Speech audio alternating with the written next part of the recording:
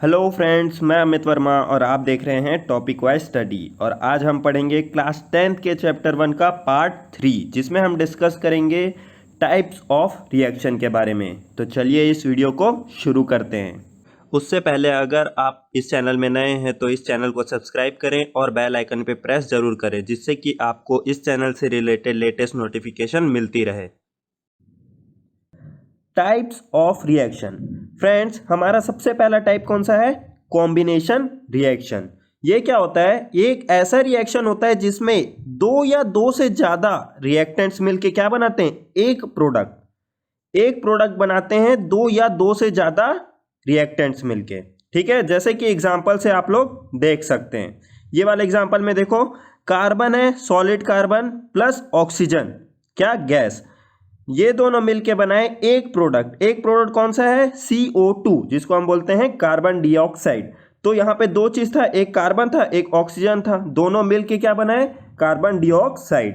तो ऐसा रिएक्शन जिसमें दो चीज मिलके एक चीज बनाए उसको बोलते हैं हम कॉम्बिनेशन रिएक्शन। इसको पढ़ के देख लो। Reaction in which two or more reactants combine to form a one product, जिसको हम क्या बोल रहे हैं? Combination reaction. अब देखते हैं हम दूसरा रिएक्शन, डीकम्पोजिशन रिएक्शन। ये क्या होता है? ये एक ऐसा रिएक्शन होता है जिसमें कोई भी एक चीज टूट के अलग अलग चीज में डिस्ट्रीब्यूट हो जाती है। जैसे कि CaCO3 था, ठीक है, हमारे पास, वो उसको गर्म किए तो वो किस में टूट गया? एक तो बना CaO, दूसरा बना CO2। ठीक है, तो कोई भी ऐसा रिएक्शन जिसमें कोई एक चीज टूट के दो या दो से ज्यादा चीज में अलग अलग हो जा रहा है, वैसे रिएक्शन को हम क्या बोलेंगे? Decomposition reaction. ये जस्ट किसका उल्टा है? पहले वाले का। पहला वाला क्या था? Combination reaction. कॉम्बिनेशन रिएक्शन का उल्टा है हमारा डीकम्पोजिशन रिएक्शन। ठीक है, पढ़ लेते हैं। Reaction in which one compound decompose into two or more compound. ठीक है, उसको हम क्या बोल रहे हैं? Decomposition reaction. अब देखते हैं अगला क्या है हमारा? Displacement reaction. डिस्प्लेसमेंट रिएक्शन, इसमें क्या होता है? दो कंपाउंड एक दूसरे से रिएक्ट करते हैं, ठीक है, फिर जो कंपाउंड का एलिमेंट मोर रिएक्टिव रहता है वो दूसरे कंपाउंड के एलिमेंट जो कि लेस रिएक्टिव है उसका जगह ले लेता है। जैसे कि यहां पे एग्जांपल देखो, यहां पे एक कंपाउंड दिया हुआ है A और यहां पे दिया हुआ है BC। ठीक है, तो ये A जो है हमारा वो ज्यादा रिएक्टिव है, किससे? B से। तो क्या करेगा? A B का जगह ले लेगा रिएक्शन होने के बाद। तो देखो यहां पे क्या हुआ? रिएक्शन होने के बाद A क्या हुआ? B का जगह ले लिया और B अलग हो गया। ठीक है, तो इसमें क्या होता है? ज्यादा रिएक्टिव चीज कम रिएक्टिव वाले चीज का जगह ले लेता है, किसमें? डिस्प्लेसमेंट रिएक्शन में। एग्जाम्पल में देखो, जिंक था, ये क्या है? Copper sulphate. अब जिंक हमारा ज्यादा रिएक्टिव है, किससे? कॉपर से। ठीक है, तो क्या करेगा? जिंक कॉपर का जगह ले लेगा और क्या बना लेगा? Zinc sulphate. वैसे ही कॉपर क्या हो गया? बाहर हो गया। अब हमको ये कैसे पता चलेगा कि जिंक ज्यादा रिएक्टिव है कि कॉपर ज्यादा रिएक्टिव है, या कोई और दूसरा मेटल दे दिया तो वो ज्यादा रिएक्टिव है? तो वो जानने के लिए हमको क्या करना पड़ेगा? ये जो टेबल है, ये टेबल को हमको याद करना पड़ेगा। ठीक है, जो जितना ऊपर है वो उतना रिएक्टिव है। जैसे कि पोटेशियम हमारा सबसे ज़्यादा रिएक्टिव है, उसके बाद सोडियम रिएक्टिव है, उसके बाद calcium, magnesium, aluminium, carbon, zinc, iron, tin, lead, hydrogen, copper, silver, gold, फिर प्लेटिनम। तो ये है आपके पूरा रिएक्टिव सीरीज। इस सीरीज को हम क्या बोलते हैं? Reactive series. तो यहाँ पे देखो जिंक दिया हुआ है, जिंक कहाँ है? ऊपर है, मतलब जिंक ज़्यादा रिएक्टिव है, किससे? कॉपर से। ठीक है, तो जिंक क्या ले लेगा? कॉपर का जगह ले लेगा। तो इस रिएक्शन को क्या बोले हम लोग? Displacement reaction. ठीक है, अब देखते हैं अगला रिएक्शन, डबल डिस्प्लेसमेंट रिएक्शन। ये कैसा रिएक्शन होता है? ये एक ऐसा रिएक्शन होता है जिसमें दोनों जो एलिमेंट्स होते हैं कंपाउंड के वो एक दूसरे का जगह ले लेते हैं। जैसे कि यहाँ देखो, यहाँ AB था और ये CD था, दोनों एक दूसरे से रिएक्ट हुए, क्या बना लिए? AC और BD। A और C जुड़ गए, B और D जुड़ गए। तो ऐसा जो रिएक्शन होता है उसको हम क्या बोलते हैं? Double displacement reaction. Displacement reaction में क्या हो रहा था? जो ज़्यादा रिएक्टिव था वो कम रिएक्टिव का जगह ले ले रहा था। ठीक है।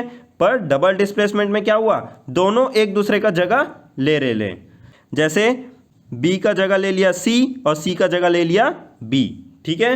अब यहाँ पे एग्जाम्पल देखो, NaOH प्लस HCl, NaOH क्या होता है, sodium hydroxide plus hydrochloric acid, क्या बना लिए NaCl प्लस H2O, ठीक है।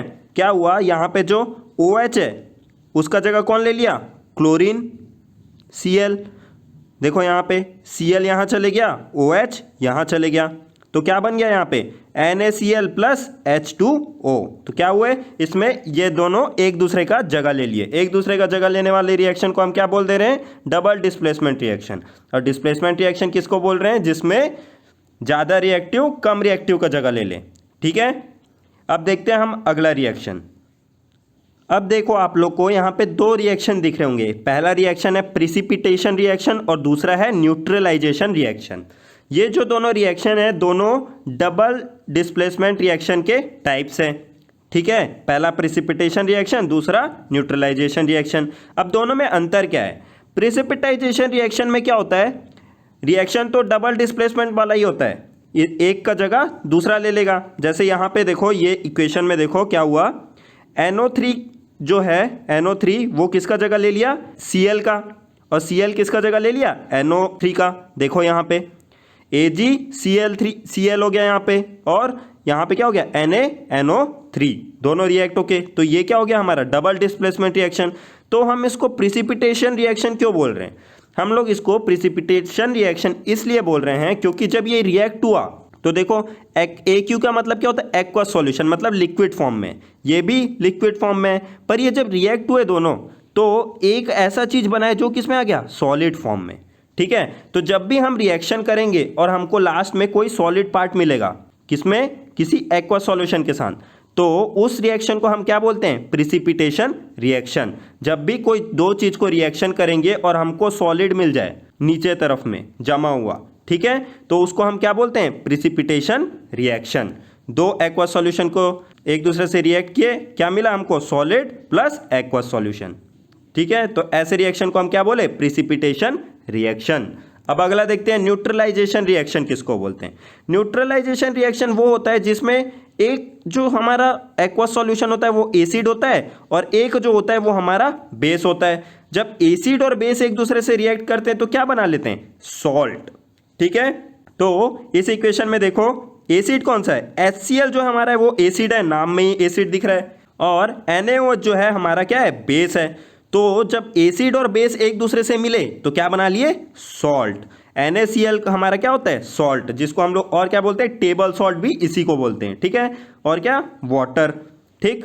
तो जब भी कोई एसिड और बेस मिलके तीसरा सॉल्ट बनाएगा तो उस रिएक्शन को हम क्या बोलेंगे, न्यूट्रलाइजेशन रिएक्शन, ठीक है। अब देखते हैं हम अगला रिएक्शन, एक्सोथर्मिक रिएक्शन। अब एक्सोथर्मिक रिएक्शन क्या होता है, एक्सोथर्मिक रिएक्शन एक ऐसा रिएक्शन होता है जिसमें हम जब दो चीज को एक दूसरे से रिएक्ट करते हैं तो एनर्जी रिलीज होता है, ठीक है।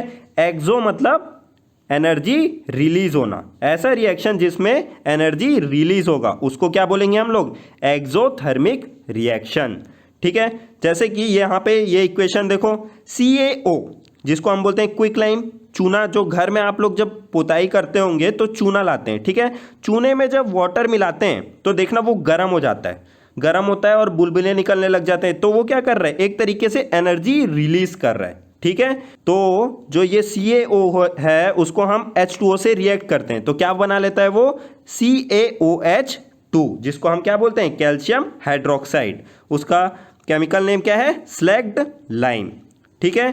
और उसके साथ वो क्या रिलीज करता है, एनर्जी, ठीक। तो ऐसा रिएक्शन जिसमें एनर्जी रिलीज हो उस रिएक्शन को हम क्या बोलेंगे, एक्सोथर्मिक रिएक्शन। अब अगला रिएक्शन देखते हैं, एंडोथर्मिक रिएक्शन। अब हम लोग पढ़ लिए हैं एक्सोथर्मिक, एक्सोथर्मिक में क्या हो रहा था, एनर्जी रिलीज हो रहा था, तो एंडोथर्मिक में क्या होगा, हमको एनर्जी देना पड़ेगा। तो यहाँ पे इक्वेशन में देखो CaCO3 है जो कि क्या है, सॉलिड फॉर्म में है, जो कि क्या है, कैल्शियम कार्बोनेट।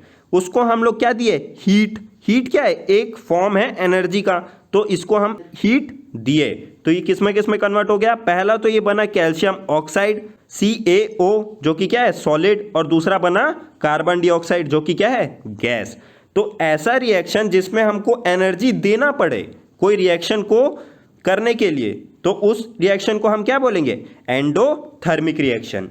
ठीक है फ्रेंड्स, अब बचा हमारे पास एक और रिएक्शन जिसका नाम है रिडॉक्स रिएक्शन, जिसको हम पढ़ेंगे हमारी अगली वीडियो में, क्योंकि उसको समझने के लिए हमको पहले समझना पड़ेगा कि ऑक्सीडेशन किसको बोलते हैं, रिडक्शन किसको बोलते हैं, ऑक्सीडाइजिंग एजेंट क्या होता है, रिडक्शन एजेंट क्या होता है, ये सब चीज़ हमको पढ़ना पड़ेगा। तो फ्रेंड्स अब मिलेंगे हम हमारी अगली वीडियो पे, तब तक के लिए good bye and have a nice day.